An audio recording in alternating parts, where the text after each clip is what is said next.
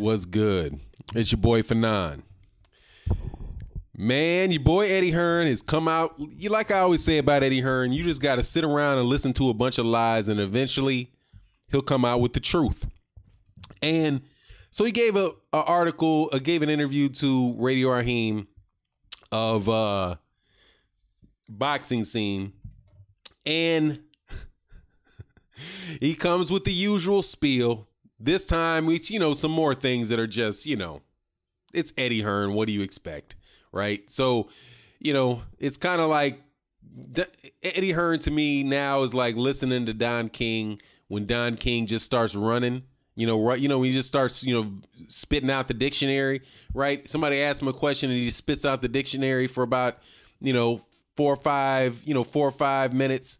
And then, goes around and walks off. And he never answers the question, right? That's Don King. Well, Eddie Hearn, who really comparing him to Don King is doing a disservice to Don King, because Don King made fights happen for fans that fans want to see. But, the equivalent to that was when Eddie Hearn goes into his accountant mode and starts acting as if boxing fans should care about his accounting practices. Regardless, when he gets done with this, spitting of a bunch of half-truths and contradicting himself in the same sentence, trying to cover up for people having busted him out, by coming up with adding a little extra bit to his story, to the narration of his lies, to accommodate for people catching him in a previous lie.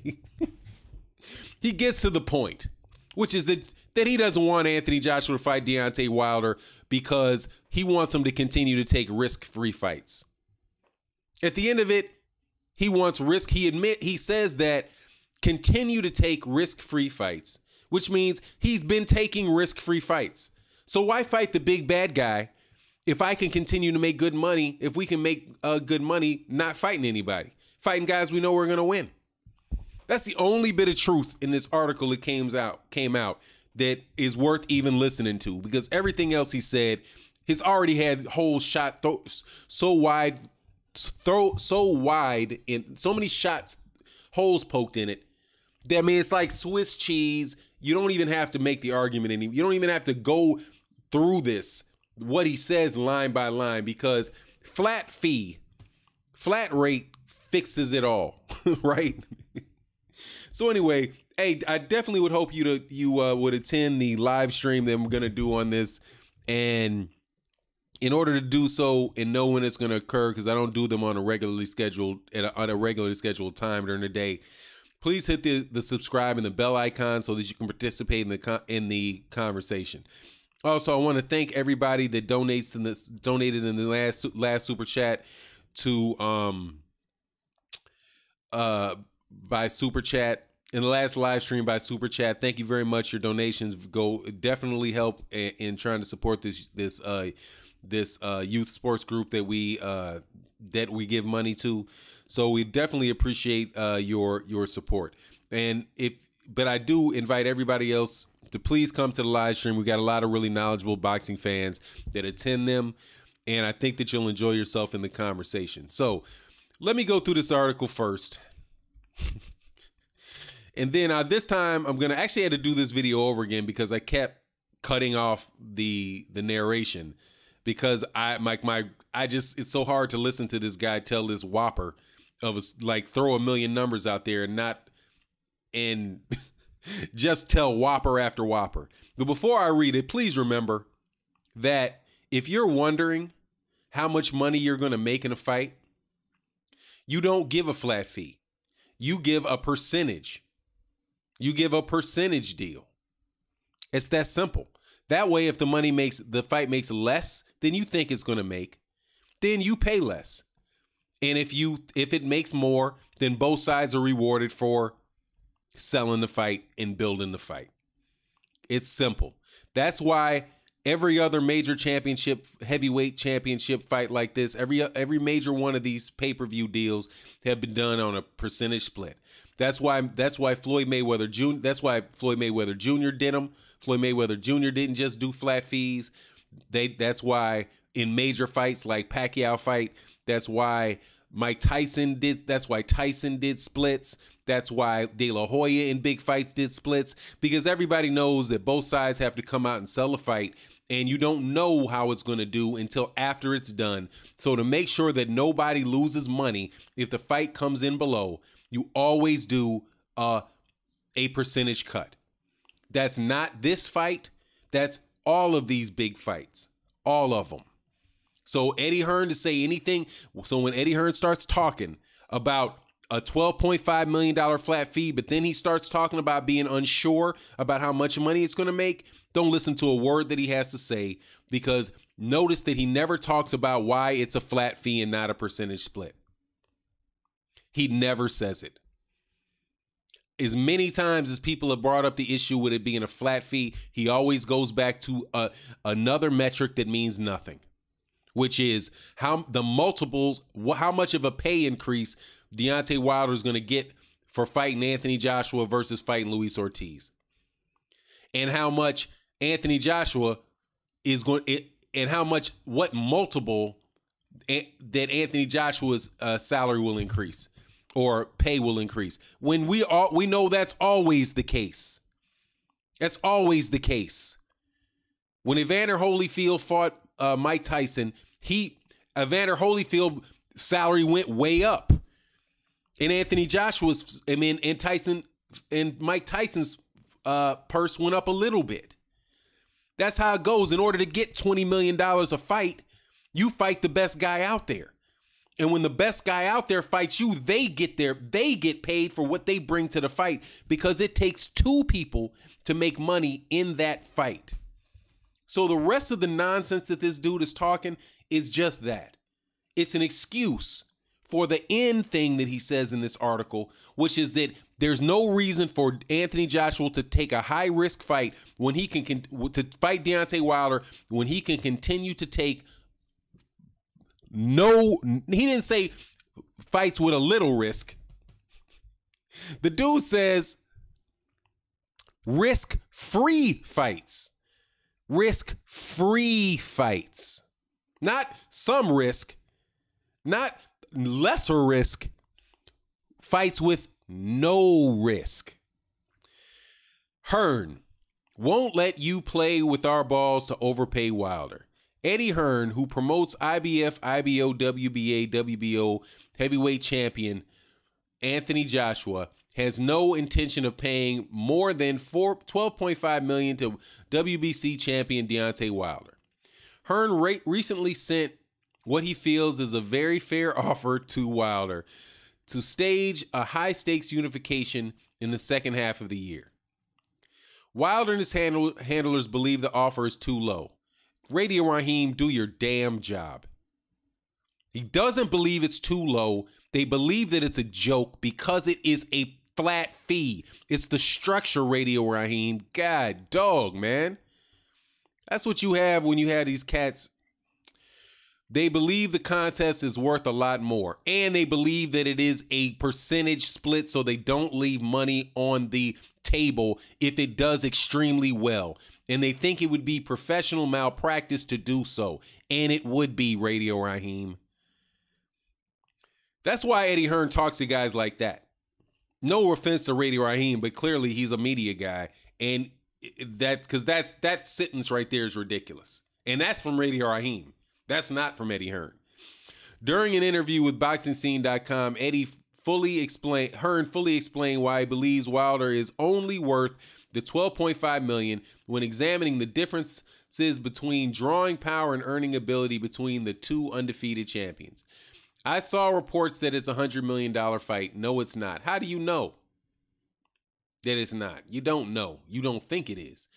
It can get there if guys are really, but it can get there.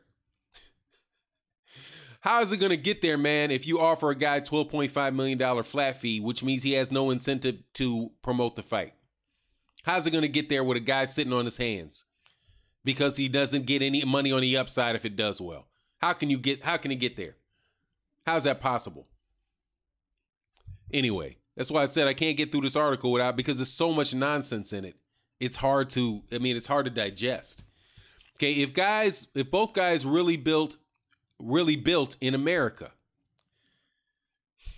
I think what okay, I guess you mean if the fight doesn't happen forever and Anthony Joshua comes over to the United States and keeps fighting, who's he going to fight over here, man? Don't nobody like him. I think the fight is really worth conservatively. You know I know my numbers, and it does around $40 million or $50 million in profit from the show. If we talk about generated as something different, all right, man, it's so hard to read what this dude's talking about. Every time we've ever talked about the size of a fight, the revenue of fight being $100 million fight, a $200 million fight, we're always talking about the revenue. You never talk about the profit. Now this dude wants to slickly change what he said from it being a 100 million pound fight to, it's not a 100 million pound fight. It's a $50 million dollar fight because I'm really looking at the profit. That's interesting when you look at profit, because when you get paid off profit, percentage off profit, people can add all kind of costs to it that will shrink that profit down. You think that they're asking for a percentage of profit and letting you count the profit? This guy's just so full of it, man. It's amazing. I mean, it's not amazing. It's Eddie Hearn. Like I said, he's like Don King, but he just spits nonsense. He just spits lies instead of the dictionary. Or half-truths, probably. That's the better way. Half-truths. You have pay-per-view companies who take splits on the pay-per-view. You have to pay for the arenas, undercards, hotels, flights. First of all, hotels and flights are paid for by the fighter. They come out of the fighter's purse. Doping comes out of the fighter's purse. Undercard people are paid purses. But three of these, at least, the hotels, the flights, the doping, all of those, Anthony Joshua pays out of his percentage cut. That comes out of his purse. He gets reimbursed from that out of the fight. It's not, you don't pay all his fees, then dump him off. This is ridiculous, man. Let's call it 40 million to be safe. No, let's not call it 40 million to be safe. Let's call it a percentage cut. But anyway, that's 12.5. And the 12.5 is what? 31 or 32 of the 40 million. So that's fair, more than fair. Oh my God. So let me get this right. Let me give the most absolute conservative number that I could possibly come up with, and then give you a flat fee off the most conservative estimate that I can come up with. That, my friends, is what you call a crook. Yeah, we only think this is going to earn $40 million, dollars. Let's be real conservative with this and say, that it's going to be a $40 million fight. So we'll offer you $12.5 million out of that. We'll take that cost out of that $40 million. But what if you're wrong, man? What if you're wrong and it winds up doing an $80 million? Eddie, you going to give me some of that? No, absolutely not. But I'm going to be real conservative so that I can increase your percentage. This dude is a joke. But you got to listen. He's like, I think it's 31, 32%. If I get as absolutely conservative as I possibly can, if I can load it up with as much cost as I possibly can, and then give you a number, that's 31 or 32%. I think that my logic can stretch it there. However, we're not going to deal with the way that he gets from $100 million to $40 million is by saying that we're not talking about the revenue for the fight. We're talking about the profit from the fight. After we take out the flights, the doping, the testing, the flights, the hotels, all of the other fees that you have to pay for anyway. You think the $12.5 million that they're going to pay for Deontay Wilder's plane fare and his hotel stay and his manager's fees? And come on. He's just so full of, man. Even you guys have got to be even the most ridiculous UK fans got to be able to see that, man. Anyway, he doesn't deserve more than that, in my opinion. People say we gave Joshua 33%. We didn't. I don't know where that number comes from. Yes, you do. Just like you knew where the $100 million was coming from. The $100 million came from you. All right, but it was 100 million pounds, so you actually said more. And the 33% came from Joseph Parker's team. It's telling people how much they got paid, what the percentage split that they agreed on was. because you offered him something lower and you came back with something higher. Joseph Parker's team came out and said that they were happy with it, and it was closer to the 40% that they wanted. It was 33. It was around 30%. That's what Joseph Parker's team said. So you know where it came from. Anyway, liar, pants on fire, man. Man, hang your pants from a telephone wire. We got to do this dude like, man, he deserves a spanking, man. Anyway, the offer to Deontay Wilder will be twice as much as Parker made in that fight. The fight's 3 times as big. Anyway, Wilder's been offered 5-6 times his highest purse for Joshua. Joshua won't even make anywhere near double his highest. Oh my God. I think I did cover that in the scenario that's what happens whenever you have somebody that is the quote unquote A side of the fight, fighting somebody that's the B side. The A side usually earns around what they always have earned. But if it's a mega fight, they get a lot more. That's the same thing that happened with Manny Pacquiao and Floyd Mayweather. Who would have known that Floyd Mayweather Jr. probably earned 3 times as much as he's ever earned before, and Manny Pacquiao might have earned 10 times as much as he had ever earned before. That's just the nature of it. But that's unfair for Anthony Joshua to do. Oh my God. He said he feels like he's getting penalized. Oh yeah, you're getting penalized because people want to see a fight.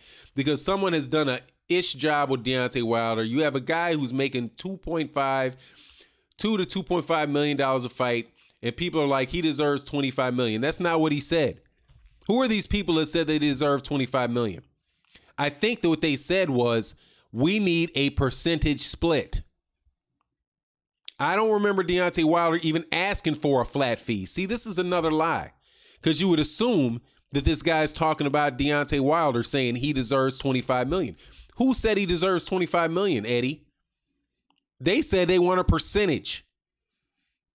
They didn't say they wanted a dollar. See, they never said that. They said they want a percentage cut of the fight. Unless you're saying $25 million is, 40% of that $100 million. So maybe there you caught yourself in a little bit of a lie. See, when there's a liar, man, I'm serious, man. When somebody lies a lot, you got to question every single solitary word comes out their mouth. Anyway, why? On what basis? He has no profile. How about this? If you do a percentage split, it will be off what the fight does. If he has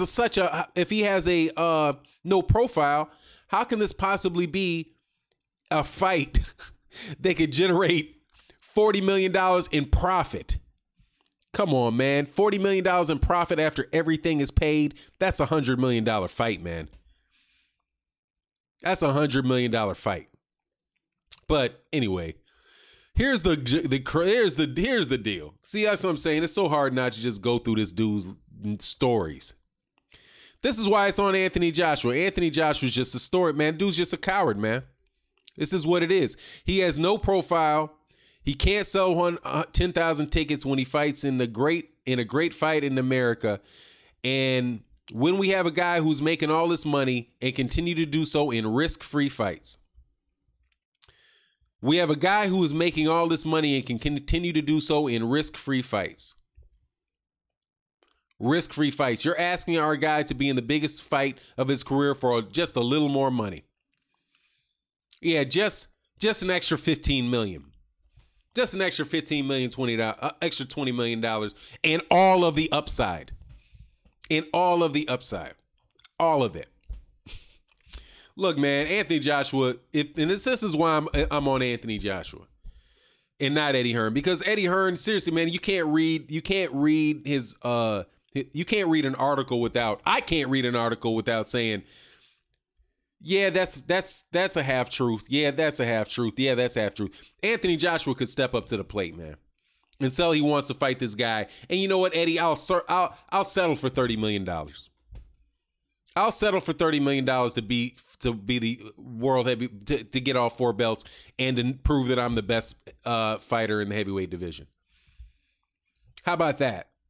How about what you get out of it is being universally known as the best heavyweight in the world. You can be the heavyweight champion. And how about this? Nobody gets to think that Anthony Joshua is a coward and is hiding behind numbers because he doesn't think he can win. Because right about now, that's what it looks like. It looks like it looks like he's a coward. And what he's a coward of, I don't know. Coward, afraid of losing, afraid that he's not going to make his $1 billion from endorsement deals, afraid that Deontay Wilder might concuss him and he might not be able to get up from it. Fear of his mama crying at home and seeing her son beat up. I don't know. Whatever he's afraid of something. Because he's letting his promoter come out here talking about, how he can continue to fight risk-free fights. And when you say risk-free fights, you're saying that your other fights have been risk-free. That's Joseph Parker was risk-free. Yeah, pretty much. Especially the way that those judges were working, and pretty much the way that ref worked. Carlos Takam, risk-free. I absolutely agree. Maybe you had one that wasn't risk-free in Vladimir Klitschko, but before that, risk-free. Dillian White, risk-free. Charles Martin, risk-free. Brazil, risk-free. Anthony, risk-free. Joshua. Anyway, it is what it is, man, and I'm out. Peace.